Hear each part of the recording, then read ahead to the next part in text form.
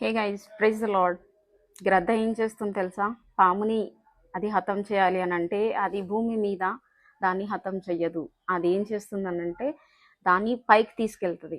ఎందుకు అంటే ఆ పాముకి భూమి మీద ఉన్నంత వరకు దానికి సామర్థ్యం ఉంటుంది, దానికి శక్తి ఉంటుంది.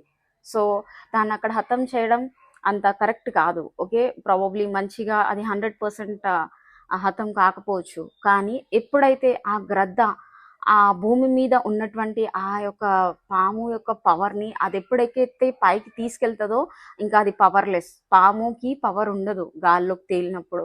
సో అదేం చేస్తుంది, ఈజీగా దానిని నాశనం చేయగలుగుతున్నది, ముక్కలు ముక్కలుగా చేసేస్తున్నది ఆరాంసే. ఎందుకంటే పవర్ లేనటువంటి ప్లేస్లోకి తీసుకెళ్తుంది. సో ఈరోజు నీ జీవితంలో కూడా ఏ పరిస్థితి ఉన్నదో నీకు తెలియదు. లోకరీతిగా నువ్వు అన్నీ ట్రై చేస్తున్నావు, కానీ అది నీకు జయించడం అవ్వట్లేదు.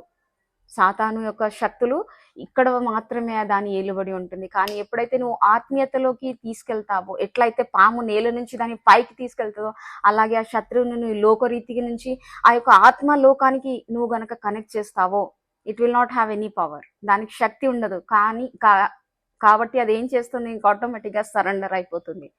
సో ఇలాగా మనం ఎక్కడైతే శత్రువుకి బలము లేదో అది కనుగొని దానితో ఫైట్ చేసినట్లయితే కనుక వి విల్ 100% అంటే విక్టరీ పొందినటువంటి వాళ్ళం అవుతాం.